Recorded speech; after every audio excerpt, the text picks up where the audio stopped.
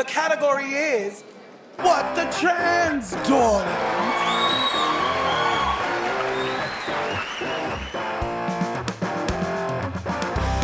Surprise episode. Hey. Surprising. I'm sure you're all very surprised. For a format that does its whole thing by releasing different episodes, and here it is. It's an episode. What a tremendous surprise that must be. It's What the Trans. We disappeared and then we came back again. We did. Well, I think we had a pretty solid reason for everything that's happened. Yeah, people who have been really angry that the podcast has appeared are going to feel pretty shitty about themselves in about 5 minutes. But before that, yes. How are you doing, Ash? Well, we're going to be discussing that, aren't we? But I am basically fine. I've had some news recently, which we will go into. But yes, otherwise I'm okay. Yeah. How about you? Well, you see, I'm working on something, right? Yes, I know. And you are fully aware of what it is. Yes. And I did that thing where I stayed up all night working on it. Yes. And then realised we had to do an episode of this podcast. Today, yes. And then I realised that I'd invited my friend Joe over. Right. Who's going to bring beer. Ah. So I'm into about hour, I want to say 28. Okay. And I'm going to be drunk soon. Rock and roll. Yeah. And that's the podcast in life, man. You just keep your dressing. You've got Michelle at her best, everyone. Yeah. I'm at my absolute best for this. Let's see if we can pull this off. But oh yes. Before we get to the news, Ashleigh, you got something you'd like to talk about? I do, yeah. So, first of all, hello listeners. Thanks for sticking with us. And apologies that we took such a unannounced, unexplained break. A large part of the reason for that is what I am about to tell you. I've mentioned before on the podcast that I walk with a stick, my legs hurt, they're sore, blah, blah, blah. There's been a couple of other things along with that which I have neglected to talk about.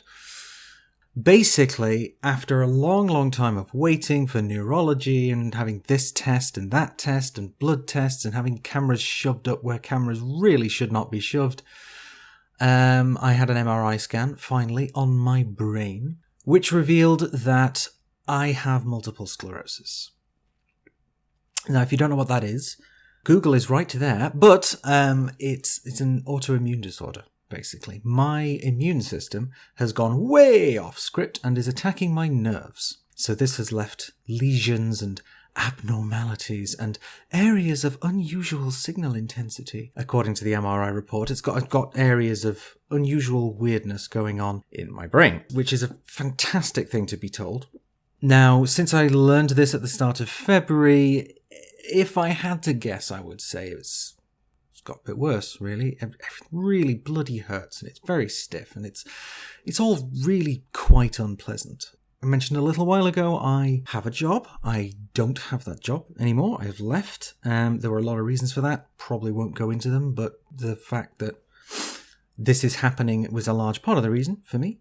So, yes, I am still waiting to talk to neurology properly, which here in sunny Manchester is based in Salford. Salford Royal. Had a friend who used to work there. Hello, sweetie, if you're listening. But I'm just waiting for that proper appointment. So while it is not 100% definitely MS at this point, my doctor is 80-90% sure that is what it is. And they're a doctor and I'm not. So I am quite prepared to defer to their expertise in this matter. So everything's been a bit hard in terms of adapting to, well, shit, I'm disabled. And going out is very difficult, and moving around the house even is quite hard. We've looked at various flavours of mobility aids, crutches, chairs, etc. Not bought anything yet because I might be able to get funding for it, depending on what neurology say, blah, blah, blah. There's all of these interlinked things. But that's why I've not been around, and that's what's wrong. And Michelle and I, and the band and I, and various other things, are having to go through this massive process of adjusting everything I do to be able to accommodate the fact that I am in constant neurological pain. So, yes, that's where we've been. I'm sorry that it wasn't something more salacious. But I could try and make it a bit more salacious, but I feel that it would really mess with the tone. a little bit, yeah. I think we've just established a tone, which in fairness, as soon as we start the news, we're going to subvert immediately. But yeah, this is where we're at. Still kind of just coping with the idea, really. How are you feeling now? It's up and down, really. Right this second, because I've just spent a couple of minutes talking about it, I'm now just stood on the edge of the yawning pit of despair, going, oh shit, yeah, I've got all that to deal with, haven't I? It's easy for me to say, like, platitudes and stuff. It really is, because I have never experienced any kind of revelation like that. I mean, except that I have a crippling addiction to Captain America. I wouldn't necessarily have put the two on the same level, but I appreciate you trying. Go on. Nah, they're not on the same level at all, are they? I mean, I keep saying this, like, the future's different. Doesn't mean it's gone. You know what I mean? Indeed. On the day I realised that COVID was going to change everything, I felt a very strong sadness for a future Yes. that I thought I was going to have that was no longer there. Yes, okay. I know exactly what you mean. It feels like a selection of potential futures have evaporated. It's not a nice feeling, if we're being perfectly honest. But yes, you're absolutely right. It does just kind of feel like there's a whole bunch of stuff that I could have done, and now I can't. Now, depending on how well the treatment is, now everybody I've spoken to in the NHS so far has said, oh, the treatment for MS has come such a long way in the last few years, and perhaps it has, I don't know. I'll find out when I get there. It might be that I, with a certain amount of treatment, can do quite a lot more walking than I am currently able to do. And I might, want to go and walk up to that crashed B-52 bomber that's up on the moors like I've wanted to for months, but I might not actually be able to do that. And there's a whole selection of other things that I and Lexi and people, friends, relatives wanted to do that are now going to have to not happen at all or happen very, very differently. And so I've had to accept all of that. And in addition to, obviously, I'm still trans, I'm still unemployed, and I'm still kind of fighting with the, benefits systems and various forms and waiting lists and response times and all sorts of things. So it's all I've been a bit low recently, and I don't think that's too unreasonable. I've been getting some wonderful support from those closest to me, and I'm sure they know who they are. Hello, sweeties. So that's where we're at. I'm probably not going to be doing quite the same things at quite so many Pride events in future, for example. No getting off my tits on stuff and staying up dancing until 3 a.m. Not going to happen anymore, I feel. Could you get off your tits sitting down until 3 a.m? I guess so, yeah, but I do that. That's what I do. Yeah, okay, that's fair. You just sit with me. There we go. I mean, there we go. Yes, okay, I suppose problem solved should we ever happen to be in the same city. Well, I'm coming to yours next month. Yes. That's a good point. You are, and you should. I am. I'm coming to your place. And I'm going to, sit next to you. We'll probably get fucked off my tits and we'll play video games. Sounds great, actually. That's like the thing we do that's never going to change. Yeah, that's fair. Anyway, so that's probably enough of that, but I thought that was worth mentioning. With regards to the podcast, there are a few things, dear listener, happening behind the scenes that are a little bit different. It means things are going to change. Me and Michelle are still hashing out exactly what that means. I obviously very much want to carry on doing a podcast and carry on being in a band. And I am going to do those things for as long as I can. But there may come a point where I can't anymore. But we'll cross that bridge when we come to it. How are you? Ashleigh, in all seriousness, I love the shit out of you. Love you too, babes. I'm going to be there for you every step. We are going to get fucked of our tits all over the place. Sitting down. We are team sitting down. Oh, I was going to tell you, actually. I plan to tell you something after your bit. Oh, yeah. We got called C-list trans celebrities. Fantastic. Several times recently. C-list? That is several lists higher than I would have expected, but wow. I know. I was on Twitter, right? And I was freaking out because somebody told me that I had a lot of power in the trans community. And I don't like that. So I said to people, I tweeted out literally like, please don't tell me I have power in the trans community. That's like the last thing I want. You should take the fucking keys. Take the keys. And people were like, no. There's a few people that know who you are. You're like a C-list trans celebrity at best. You and Ashleigh. And I was like, that's ridiculous.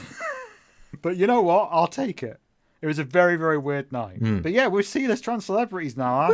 Woo! Well done, us. Yeah. If we ever do get invited to any sort of C-list celebrity events, We'll have to make sure they're accessible. And on that note, it's time for not the news. Not the news, yeah. So, this is the news with a content warning, with a reference to rape. We only have the one piece of news today, because we now have a trans MP as of yesterday at time of recording. So, you people in the future on Monday may be all sick of hearing about this by now. Mm-hmm. You can be damn sure that cis people are still talking about it, so we might as well, right?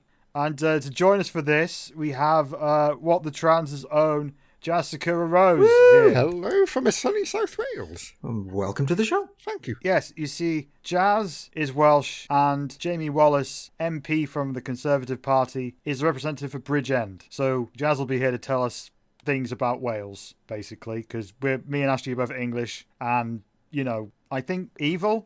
We're evil, I right? wouldn't say evil, The English no. is evil, right? I think Okay. I think culturally and historically, yes. On a personal level, perhaps slightly less so, but I mean, it's probably not for us to decide. I vary between chaotic good and chaotic evil, depending on what time of day it is. I go between the two. But yes, so, Bridgend MP Jamie Wallace of the Conservative Party has come out as trans. Congratulations, everyone.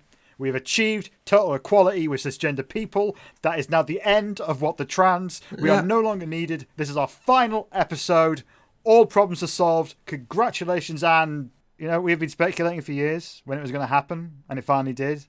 Genuinely, there was a rumour going around about a year ago in a WhatsApp group I'm in with a few other journalists that it was going to be Michael Gove. And if you're wondering why I haven't been putting out pods recently, well, the reason is I only just stopped vomiting after hearing that Michael Gove could be trans. Like, I only just stopped vomiting about 10 minutes before we started recording.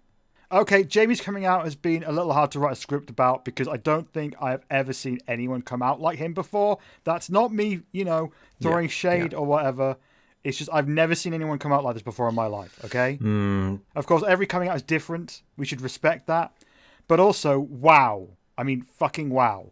So, Wallace released a statement on his website where he announced he was trans before correcting himself by saying, actually, he wants to be trans, and that he has been diagnosed with gender dysphoria. He also mentioned how in April 2020, someone attempted to blackmail him for £50,000, outed him to his father, and sent photographs of himself. I'm assuming, I don't even know what the photographs are of, but he just says sent photographs to his family. Then, he revealed he had been raped in September last year, and finally, he revealed that he had survived a car crash in November and fled from the scene due to a PTSD attack.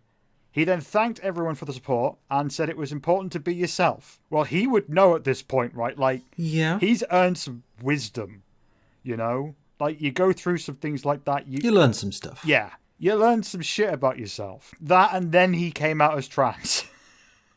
After everything. Like, that's a year. That's a fucking year. So, of course, predictably, every wanker in Parliament lined up to congratulate him in the form of press releases that Wallace almost certainly never received. And they all said how brave he is for coming out as trans. Didn't they hear all the other shit he survived? Coming out as trans, I mean, okay, fine, whatever. Right, fine. Anyway, those who know politics and MPs will be asking, why hasn't... Genuinely, I'm so tired, I wrote in the script, why hasn't Michelle changed Jamie's pronouns? Wow. That is the best... I don't know what that is. I don't know why I wrote my name there. Let me try that again. Ben, leave that in. Do not cut that out. Because in a second statement, Jamie announced that his pronouns are he, him, and he won't be changing his appearance. Okay. Jazz, Ashleigh, what the fuck did I just read? Well, everybody comes out in their own way. I mean, you know, yes, that's true, but no one has come out like this. Except Jamie. Well, but no one on earth has come out like this. To an extent, I think that the method... It's probably the wrong word. The methodology of the actual coming out and the phrasing of it and stuff. Yeah, we've never had an MP come out as trans while sitting. That's new, right? And as far as I can see, he's, been able to put this together, ahead of time and think about how it's going to be released. So, yeah, as you say, we've never seen somebody come out like this before, but then also this precise combination of circumstances hasn't happened before. So that is going to be playing into how everything's come down. However, I think there's probably worth spending a bit of time talking about Wallace himself. So for that, let me turn to our Welsh correspondent. So what's his deal? We know so little about what his deal is, except I don't know. Jazz. What is his deal? It's difficult to say. So, for people who don't know the history of Bridgend and politics, you're about to get a very crash course lesson. Bridgend is like a lot of South Wales. It's a red seat, not as safe as some of the valleys, but it's still a red seat. And then it flipped blue in the 2019 election, and Jamie got in. What's curious about it, like a lot of people, I woke up yesterday morning to the news, we've got a trans MP, and I'm like, nice! Oh, Bridgend! Oh, that's my neck of the woods, red seat. We got a Labour trans MP. And then I remember, and I was like, Tory? Well, there we go. But yeah, but it wasn't Gove. Okay? It wasn't Gove. That's Gove, a good thank thing. God. Yeah, here's an interesting piece of news. There's a huge amount to unpack in Jamie Wallace's statement and follow-up statement. I'm not going to go through it. It's a podcast, not a lecture series. Yeah. We honestly don't have time. But yeah, no, there was a few things that stood out in there for me. I think quite a lot of people are going to be going, so why did he decide to do this press release at 2:34 in the morning? Seems a bit strange. Is this a Lily Wachowski kind of deal where a national paper might have said, we're going to run this story, so he was forced to out himself before he's ready? Perhaps. Is it in response to the fact that Boris Johnson was cracking jokes at our expense at the dinner the night before? Could be. Or is it just that it has now reached the point where it's too much for him? I point to the content warning at the top of this news article. I'm a survivor of rape myself, and for me that was 32 years in the past, and it still affects me. For it to be a year ago, that's raw, and it's incredibly difficult to deal with. And then on top of that, I've also been a victim of blackmail. I used to be a Lib Dem. I used to be an officer in the party. Somebody tried blackmailing me in regards to that. Strangest damn experience. At the time I was in Discord with friends, and I was saying to them, I think somebody's trying to blackmail me on Messenger. How quaint. And I'm doing this thing of trying to fish them in and get them more committed. And I do that, and the conversation ends, and I'm thinking, oh yeah, I handled that well. God, that was weird. And then you fall apart, and you get the shakes, and yeah. And again, this is a thing that happened last year. It caused Jamie a lot of issues. That's very clear from his statement. So, why did Jamie come out as trans when he said in his follow-up statement he wasn't actually ready to do so? Yeah. Is it any or all of some of the above or none of the above? To be honest, we're not going to know until Jamie speaks about it. And if he chooses not to speak about it, then, that's his choice. I think we all handle coming out in our own way, and we all handle what it is to be trans or non-binary in our own way as well. But also, don't go into politics by the sounds of it. Politics is rough. Go into politics if you've got to hide like a rhino and you can take hits. Because the stuff that goes on behind the scenes in politics is nasty beyond anything people would believe from the surface. Well, it's just in front of me in politics, it gets pretty grim. Yeah. I'm genuinely at a loss for words. This is a very, very strange news piece for me for some reason. I can't get over what I just read, and I can't get over, I don't understand. He wrote this at 2:30 in the morning. That's when I saw. I went back and I checked his Twitter post, and the stuff on Twitter dropped at about 2:34, I think. See, sometimes people put stuff out a couple of hours after that, so it'll catch the morning news. It'll get the morning news team at BBC, so it'll be uploaded for 6 or something. I've seen that happen. I mean, that's the kind of thing that shows up at 2 a.m. at the night office of a newspaper, and just people are like, "What? Oh Christ! Stop printing. We got to add a whole new thing now." Jazz, you mentioned that you were blackmailed, right? How did that turn out? You kind of left a cliffhanger. For people who know me through Twitter, you're probably going to guess. I tend to react badly to being threatened, and I just went, yeah, go for it. What? I reported it. You just said do it. Yeah, go for it. Release whatever you want to release. Yeah. It's difficult to blackmail me because I've got one response of F you. So, and then I reported it to the police, and the police were bloody useless. They went and had an informal chat. It took me pressuring them for about 4 or 5 months to get them to do that. I think this, to be honest, actually highlights the difference in the kind of privilege that sitting MPs get compared to like other people, especially if that sitting MP is being read as cis and the other person is trans. You know, there's certainly a discrepancy in how things like this are handled. Like, in every movie I've ever seen, no one's told their blackmailer to fuck off. And it working. That's not how it's supposed to go. I think it works if you're relatively shameless, and I am. So it's hard to release stuff about me where I'm not going to own it, you know. Jazz is into BDSM, but yes, I freely admitted that on Twitter. I mean, you know, that kind of thing. I will hasten to add that was not what I was being blackmailed over. Yeah, just kind of makes sense. So we've just promoted Jazz from Welsh correspondent to Welsh correspondent / bodyguard. Oh, you. Well, that was the news. Well, hang on a sec. Let me just pull it back a smidge here. Yeah, let's pull it back to some news. Ladies. I think a lot of people were drawn to Jamie Wallace's voting record. Yeah, we've got to talk about that, yeah. Yeah, which, you know, it's not like it's clearly the voting record of one of the few progressively minded people in the Tory party. It is somebody who has just voted along with the Tory instructions and the chief whip, the Tory whip, every time. Yeah, which, I have an explanation for that. Yes. It's not an excuse. New MP doesn't want to piss off the whips. That's basically it. Still voted to separate children from families, though, didn't he? That's a thing he did. This is a question of morality, isn't it? And yes, fine. For the first time, there is ostensibly a trans person sitting in the Houses of Parliament. You can talk about how some people might represent the trans community better than others, perhaps, and that's something to think about. I'm not going to make any aspersions or judgments or whatever, but... It didn't sound like he wanted to represent us in the second state. Yeah, but there are ways of registering your dissent and writing open letters and making a big deal about the fact that you're trying to change things. Oh, yeah, he could have voted differently He could... on some things that when I read his voting record, I was just like,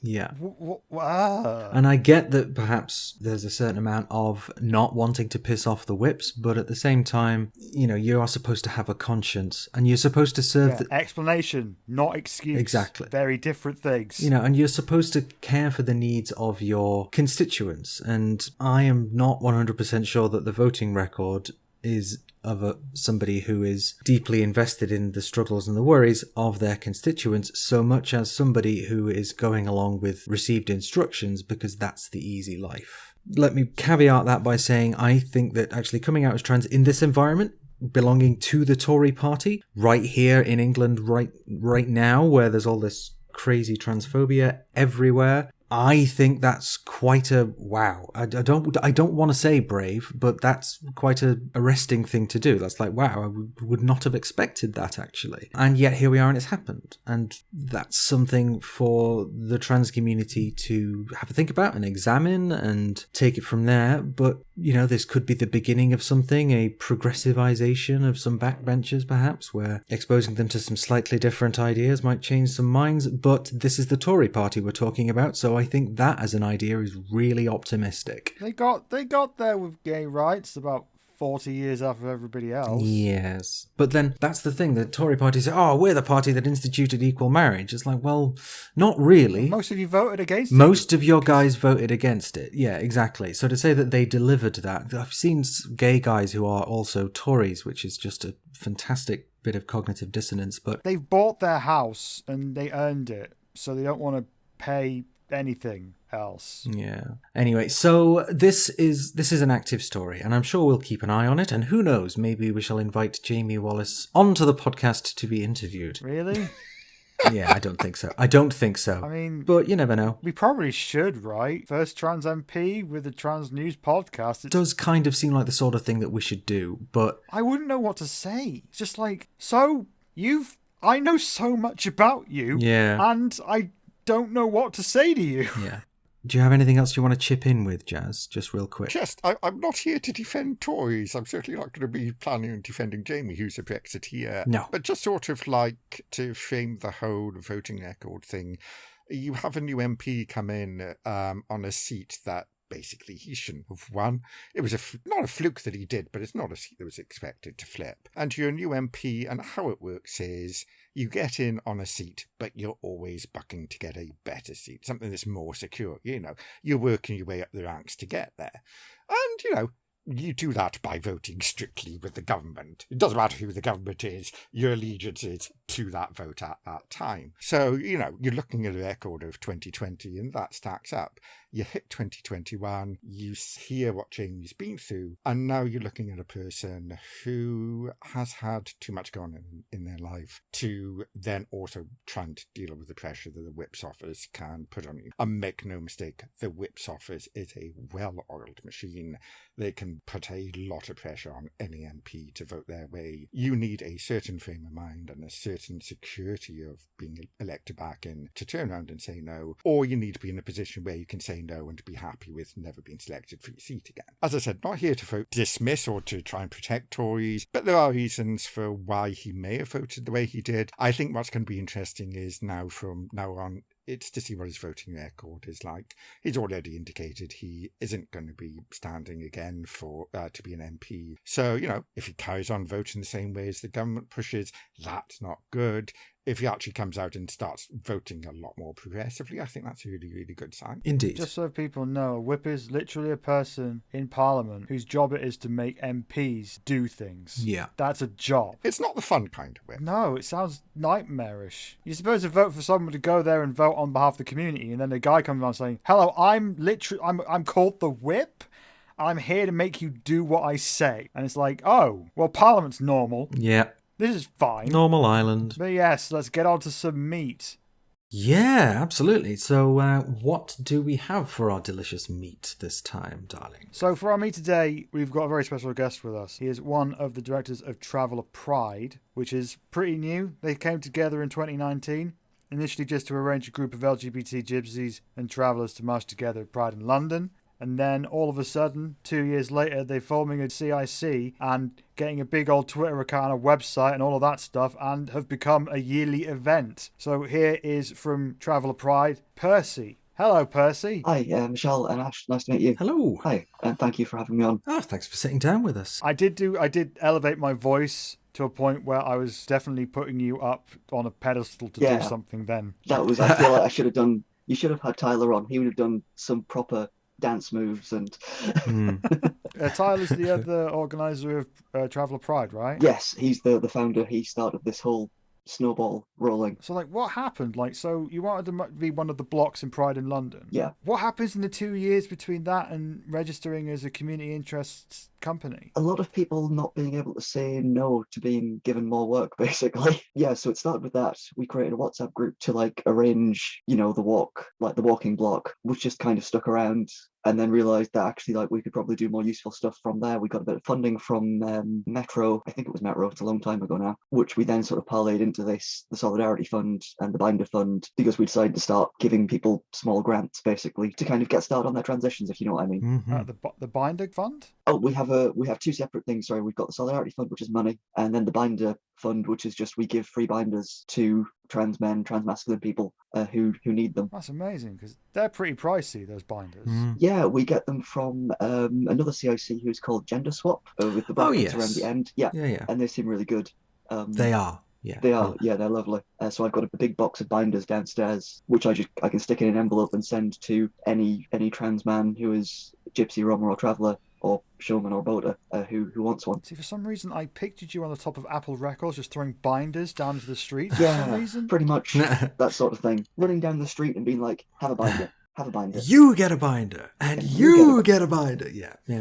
Fantastic. Well, so those are some really good community-focused ideas to specifically help the gypsy and traveller community. Thanks for telling us about that. But I think there are a couple of other bits with reference to your experience that we wanted to have a chat to you about, and specifically with some upcoming government legislation. And I can see by that facial expression you know exactly what I'm talking about. It's the Fishing Registration Act, I think is what I'm talking about. No, it isn't. It's not. No, it is not. not. That. It's the Police Crime Sentencing and Courts Bill, which I got in the right order this time because I did read it. It's this enormous bucket of a bill, so I suspect it will have some stuff about fishing in there as well, actually. So the actual text of the bill is over 300 pages long. And buried within that is legislation which means that what is called unauthorized camps are going to be made illegal. Which I realize when you start off by saying unauthorized, people go, well, surely that means it's already illegal. But an unauthorized camp is basically just wherever you have stopped your vehicle to reside in. Which, that could be like in a lay-by, it could be on a random piece of land, it could be like on a farmer's field, if the farmer's given permission. It could even be on your own land that you own, but that you don't have planning permission to reside on, which is to say if you if you own like a piece of farmland which is zoned for growing crops and you park your caravan on that and live in that caravan, that would now be a criminal offence. So, what do you think the purpose of this particular part of the bill is? So when this bill first started being proposed, I used to always say, "Oh, I feel like I'm being really hyperbolic when I say that the purpose of this bill is genocide." But a couple of years later, I'm not going to say that. I'm just going to say the purpose of this bill is genocide. Like, if you're going with the definition of a genocide, including trying to halt the cultural transmission of a culture and to ensure that the children of that culture aren't raised within it, this is basically trying to ensure that our children are raised settled and not amongst their families. Yeah. Yeah. So it's a big deal, this It's a bill. huge deal. And I'm not just talking about, the ramifications for yourself and your community. There are a selection of other things in it, which, as you pointed out, Percy, before we started recording, a lot of people are calling it the protests bill. Oh, which is absolutely true. Like, ironically, as well as stopping unauthorized camps, as well as stopping people doing roadside, it also stops people from protesting about that. So it's sort of a self-fulfilling prophecy. Exactly. And so what the government have done is they've lumped several really very unpleasant things together in this one bill. Yes. And hoping, perhaps, that people will focus more on one part of it than on the others. Now, obviously, I've seen a lot of stuff about the protest bill, but I haven't seen anywhere near the same amount of media traction focused on stories talking about the GRT community. Yeah. That's like an underreported section of it, and it is terrifying, as you say. Yeah, I mean, as I pointed out, people call it the protest bill, but protest for a lot of people is a hobby that they do for 4 sunny days a year. Mm-hmm. And if they're scared about that ending, they've got to understand how scared we are about the way that we live 365 days a year suddenly becoming criminal. Like, you can avoid being criminalized for protest by not protesting. But if you live in a caravan, then you're a criminal and your children are criminals. And you get a criminal record, and there's a very good chance that your children are taken away from you and put straight into foster care, which just ends your family, or it can end your family. I think when it comes to you specifically, I mean, we've been living through a period of fascination, shall we say, with trans issues. Yes. It's got to be a very, very strange thing to see. Like, I guess I'm kind of asking how these two things maybe intersect for you. Yeah, I mean, the same, I mean, I feel like it's the exact same libels that have been used against travellers are being used against trans people, sort of starting with the very obvious, oh, well, they're going to steal your children, which, ow. But the thing that keeps being brought up with respect to, I suppose, trans people in toilets or trans people in single-sex spaces and travellers in unauthorised camps is the idea where they say, oh, well, we know you don't mean any harm because you're a real one, but what if one of these scary, fake, unreal ones uses the same freedom that you have to do crime or to make some sort of, havoc in the community? And then the goalposts keep moving and it's, oh, well, you're real because you've had surgery, or, well, you're real because you've got a very traditional traveller job. But it comes down to actually when people see you in their space, they will still say, well, you're not real because I just don't like the look of you.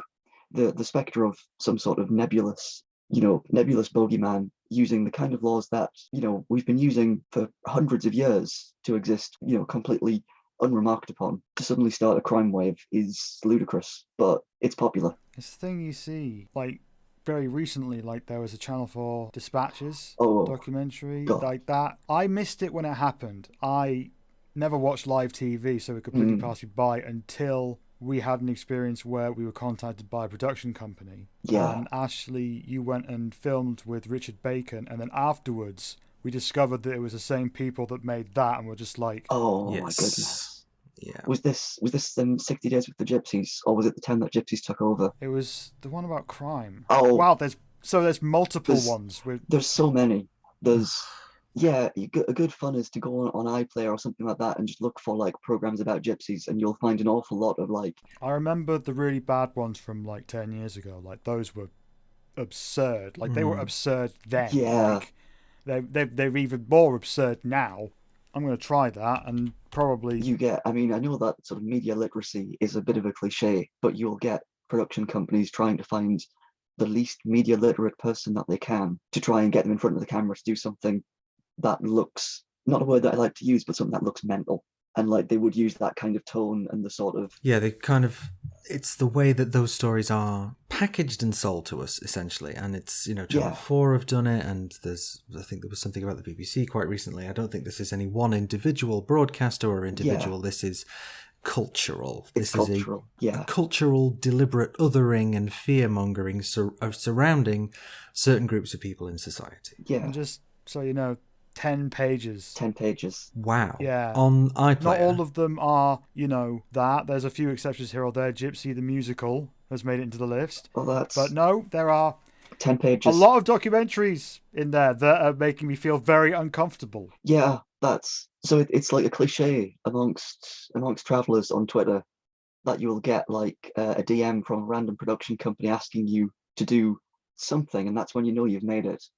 And about 6 months ago, I think it was, I got an email or a Twitter message asking if Stacey Dooley could come and sleep at my house for 3 days to do Stacey Dooley for one of her like Stacey Dooley sleeps over. Right. So the media finds random. I'm guessing there's a fascination that sounds bizarre to hear as an outsider. Yeah. And also at the same time it's like, and also you're a problem all at once. I mean, is that what it feels like? Pretty much. Appleby, like the horse fair, big festival. Yeah, the big meet, massive, lovely. Horses running up and down the road, caravans all painted up to their finest. The last 3 times I've been there, there have been like caution, you may be filmed in this area signs up. Where there's like when it's like you've by walking past this sign you've ceded consent to be on blah blah blah documentary, and it's always been absolute gutter press, like the sort of people where they're trying to mug you for an interview and you're going, I'm not talking to you. Yeah.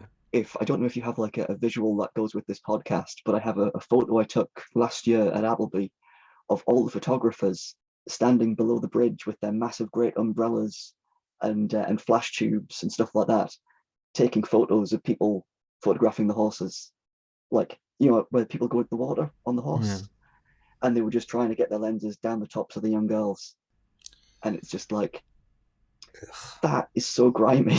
Yeah. And then they turn up in the Daily Mail with these sort of very long articles of, look at all these photos from Appleby, and then 100 pages of comment sections going, dirty pikeys beat the horses, look at their daughters. And it's like, wait, what? That's offensive on several different levels. That particular thing. I've never heard that one before. Well, I mean, it's the Daily Mail. Its very existence is offensive on a number of levels. But I mean, absolutely. But just, I was genuinely shocked that the Daily Mail.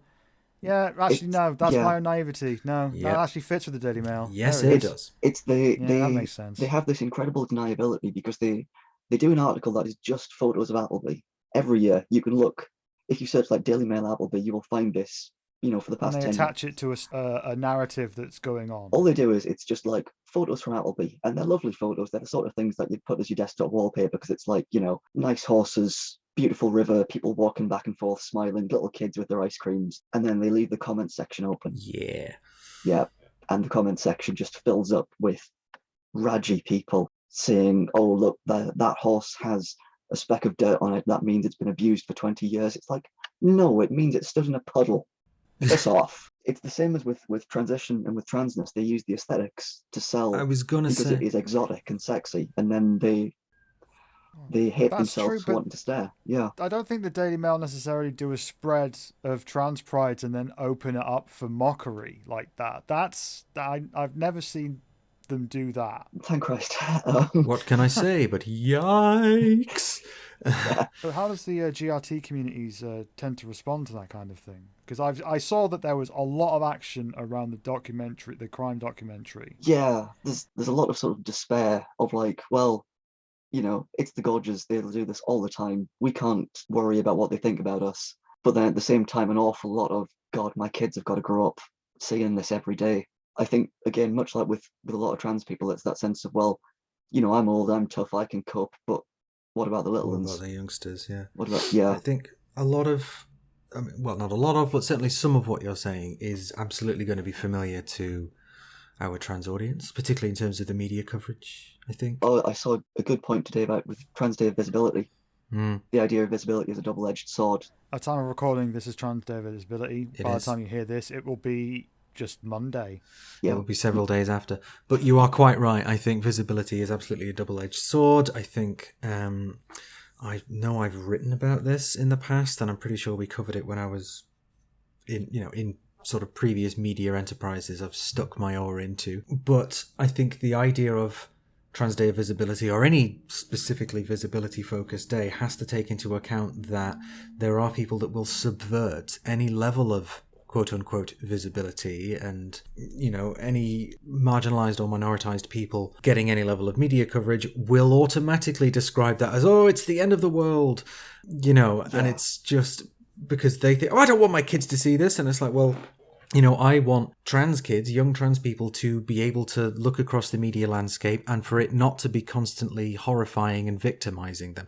Ideally, I would like for the popular press to not be victimizing anybody, but that seems to be too much to ask for here. So yeah, it's outrage sells. Outrage does sell, and that in itself is outrageous and kind of sickening, really, that people will willfully spend their money specifically on a product that they know will make them angry and that they know isn't really true, but because they want that worldview to be true, because they subscribe to it, it's like, nope, I'm going to renew my subscription to whichever broadsheet or tabloid you prefer to go with. So I think there are a number of very interesting parallels, and I think what a lot of people occasionally don't remember at times like this is that there's the GRT community, the trans community, disabled people, people of colour, but those things don't exist by themselves. In a vacuum. Yeah. There are some trans people who are disabled. There are some people of colour, who are LGBT or whatever. So there's all these sections where the different marginalizations cross over and has an impact in one way or another that wouldn't necessarily be thought of by somebody that hadn't had or hadn't learned about that life experience. And I think this is why it's important to bring up that old concept of solidarity. Yes, exactly. Obviously I get the middle of this Venn diagram, but GRT people in the UK and trans people in the UK really are treated quite similarly in a lot of ways, like both in the sense of we're kind of a stock character for the media in a lot of ways. If your crime drama has a traveller on it, you know what their job is going to be. Likewise, if there's a trans person on it, you know what it's going to be. There's an awful lot of sense of, oh, well, those people are quite interesting, but I don't want them anywhere near my family. Yes. The sort of that horrified fascination.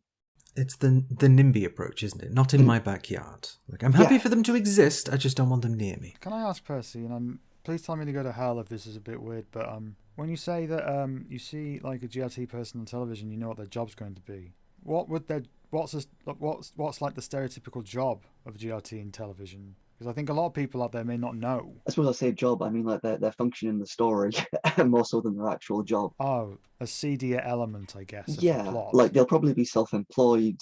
I mean, it's like they'll be like a tarmacker or a roofer or a gardener or something, and they'll be very shifty and they won't want to talk to the police or the main character, however. You won't get like a GRT video game developer or a GRT like race car driver. Yeah, exactly. And they certainly won't be incredibly open and friendly and chatty. Or if they are, it's that they're too open and friendly and chatty, and they're saying, oh, you're my best mate now, because we're drunk, I'm going to drag you back to my house and marry you or something weird.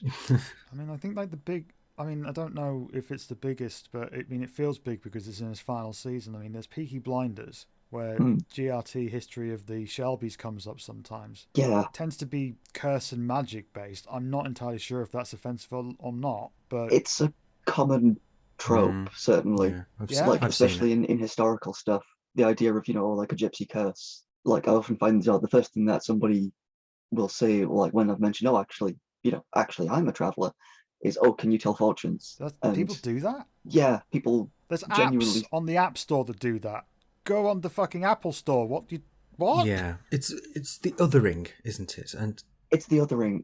It's one of those things where it is funny, and like I don't want to minimize it because obviously it's horrible, but at the same time it is hilarious. I had like one chuckle and then one like snort of disgust all at once when I heard that, because who thinks there are people walking around on Earth who can tell the future? Like, who thinks that? Oh wait, people who really like Joe Powers in Liverpool. He's like a psychic. I talk to the dead, takes advantage of people Yeah. grieving guy. Oh, I know the guy. Yeah, they should go and see him. They should go and be ripped off by him and leave you alone. Goes around the room going, "Oh, there's somebody whose name, there's somebody with a name with an S in. Is it Sean, Simon, Sarah, Steve, Sammy? Sammy's your dog's name. Yeah, Or that your guy. friend's dog is Sammy." Yeah. He's such a dick. I saw him once on television and have Incredible. remembered him ever since. So when it comes to what happens next, at this present moment, although that might change within a few hours, it's in the House of Lords. It's been ping-ponging Yeah. around for a while. Amendments have been flying out all over the place. I feel like they've been trying to put amendments on it to make the bill seem gentler. Have they made any changes to the specific parts that you talked about earlier? No, they have not. They've added the historic pardons for gay men who were convicted of homosexuality, Yes. which is excellent, is a really good move. But I shouldn't be asked to have to cut myself in half to be thankful for my elders who now aren't criminals, whilst at the same time being depressed for, my comrades, my family right now who now will be criminals. You're being very magnanimous there, because you're just being like, well, that's a good thing. And it's like, yeah, but Yeah, there's the horrible thing. That, I'm not sure if I'm allowed to swear on this, but it's Yeah, yeah, we say fuck, shit, all the time, and you can absolutely do that. Thank you. I want to say it's that basically they've put some nice chocolate sprinkles on this dog shit, but they're still serving it. Yeah. Yeah, pretty much. So I'm guessing there's going to be mass resistance that there's going to be needing lots of solidarity for. Hint, hint, people Hint, listening. people. Yeah. Hint, hint. Where Just can a people- thought. Is there anywhere that people can go to look up where resistance might be needed? Is there anywhere that they can go online and find a place, basically directions or a situation? They could find where to go to help people. There is the organisation Friends, Family and Travellers, which is just a general sort of traveller charity who are based down south, who are quite good, and they've taken point on this. Gypsy-traveller.org, and the Twitter is twitter.com/Gypsy Travellers. Fantastic. All these links we're going to mention we'll put in the description, so you have no excuse. Go click and follow. Sorry, Percy, go on. There is the Travellers Times, which is, as it sounds, sort of like it's a community newspaper, who certainly cover the protests and have covered the progress of the bill. They aren't directly calling for any action, but they're a good place to see what's going on. But honestly, just get on Twitter. And obviously follow Traveller Pride. Obviously follow Traveller Pride, which is the Twitter account which I've just taken over in the past couple of days, so that's almost certainly going to be full of stuff about the bill. Yeah, go follow Traveller Pride on Twitter. It's Traveller LGBT. Percy is now on that account, so you can go and say hello and also, follow and go wherever he tells Yes, you. thank you. That's what it is now. We're in a country where a bunch of people are in danger, are going to be in a lot of danger a lot of the time, which is pretty fucking grim. I was going to say, I realised the two big ones to follow are Kill the Bill and Drive to Survive, which is the sort of the major traveller organisation that is specifically about combating this bill. It's two, like the number two, who organise regular protests and keep people up to date, basically. Kill the Bill shared them before when I went to that protest. On Twitter, they are killthebill_1. They're also on Instagram at killthebill_official.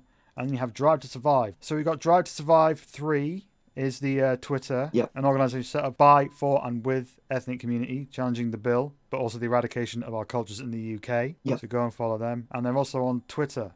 No, they're also on Facebook. That's a completely different thing. Facebook.com/Drive to Survive, 2 is a number. Drive to Survive campaign 2021. There's quite a lot of traveller activism on Twitter, not on Twitter, sorry, on Facebook, the other one, which I'm woefully not knowledgeable about because I don't have Facebook, but I understand quite a lot of stuff is organised on there, and then only comes to Twitter later. That makes sense. Facebook's been around the longest. I guess Yeah. more people are going to be on there. I don't know. I've never really taken a census. But yeah, I can imagine there's going to be a lot more activism than there has been. I've been to a few things, and the big Kill the Bill protest in London, and I was just like, that was an incredible day. I'd never had a day like that, really. I've been... Yeah. And then I went to another one which was more GRT focused, my MP was there and stuff. Wow. Bell Rivera Yeah. Addy was there, I think. Oh, yeah. The turnout for that wasn't as big. It didn't take up the whole of London. It took up a bit of Parliament Square. Yeah.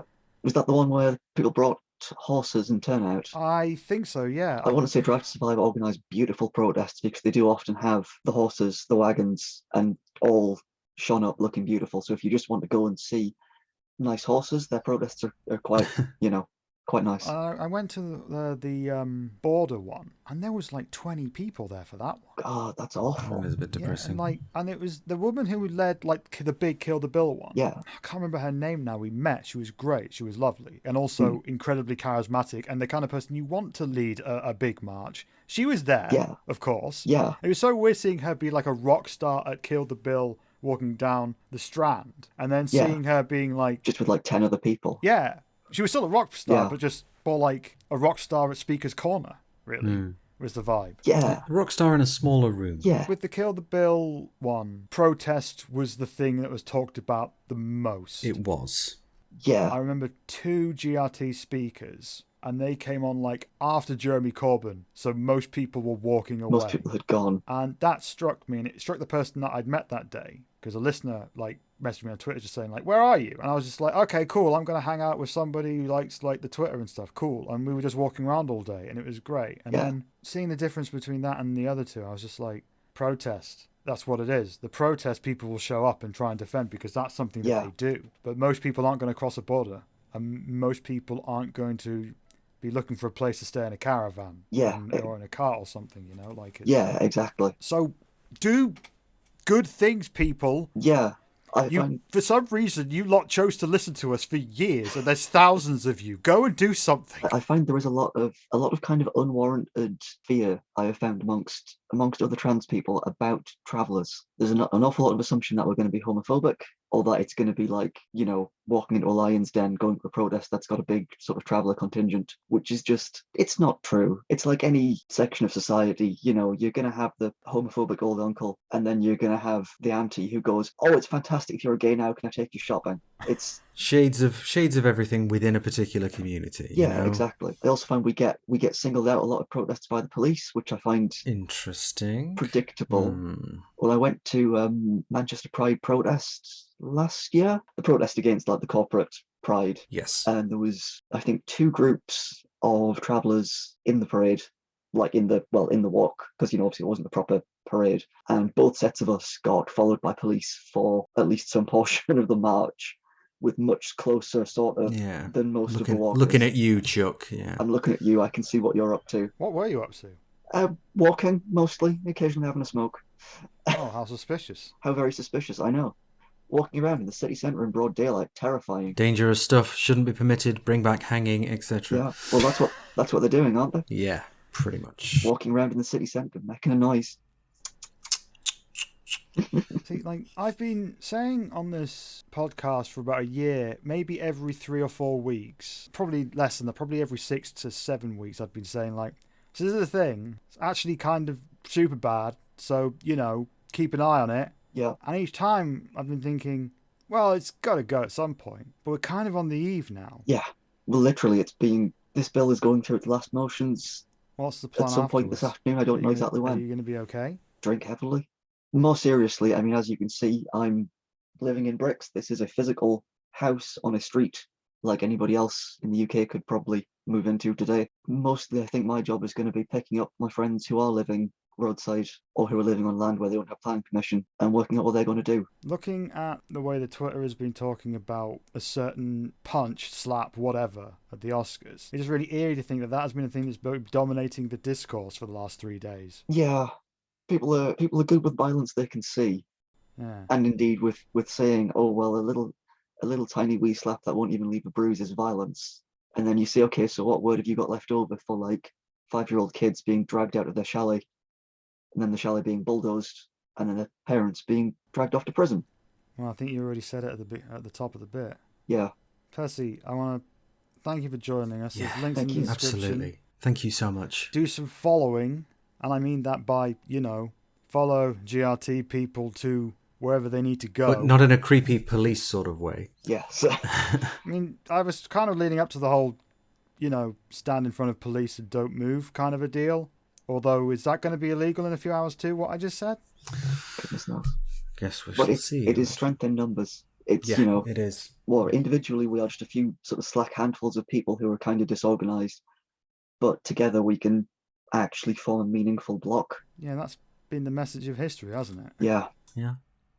I wish I had a Percy. bright note to end on, so thank you for having me. No, it's all good. Like, I wanted to, We'll post this episode along with a picture of a really cute little dog, so that Yeah. people can just click over to the Yeah, little dog. nice but dog. seriously, Percy, don't feel weird. Like, I said to you, like, come on and say what you got to say. Remember? Thank And you. you did. I did. And your first interview, you I'm have to yeah. come on and the Explain all of chuckles that. here, trying to make a joke out of the Bill name at the top. Thank you. Like, you did good. So that's Percy. Go follow him on Twitters at Traveller LGBT. Traveller LGBT. follow him and his organisation at Traveller LGBT. Go follow all the links in the description. That is the end of this episode. Ashleigh, it has been a pleasure to do this again. And Thank you so much. Yes. Thank you. go from your personal news to the strangest coming out as trans I've ever seen to something that people should be aware of and be prepared to fight. Yes. This has been a very, very up and down episode. It's been So a bit we'll see all you over the next place. time. Indeed, we will. Thank you very much for joining us, and we'll see you next time. And yes, goodbye. Bye.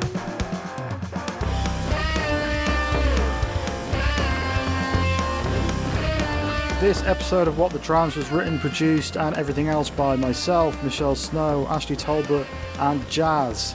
This episode was edited by Ben Swithen, and we would like to give a special thanks to all of our lovely, lovely patrons. So, thank you, Kyra, the asexual turf buster, and her trusty sidekick, Jiggly Jubs, Candy Cox, Zeph, Fiona McDonald, Torakuso H, Murgatroyd, Claire Renshaw, Ontologically Unjust, Floopeth and the Dragon Biscuits, Sophie Bradshaw, Stevie Lang, Stella, Michaela Irish, Cinder Gosa, Rebecca Prentice, Graham Mulholland, Crazy Richard, Dan Oblivion, Georgina Young, Ty Griffiths, Florence Stanley, Riley, Helen, Mallory Moore, Chrissy Jarvis, A Hitchhiking Velociraptor is Coming, Nick Ross, Alice Chalkley, Sim, Melody Nix, Fiona Punchard, John, Lynn McKay, Nick Duffy, CB Bailey, Peter Kimball, Rachology, Wen Witherup, Vic Parsons, Tila Wild, Atom James, Vanessa Billington,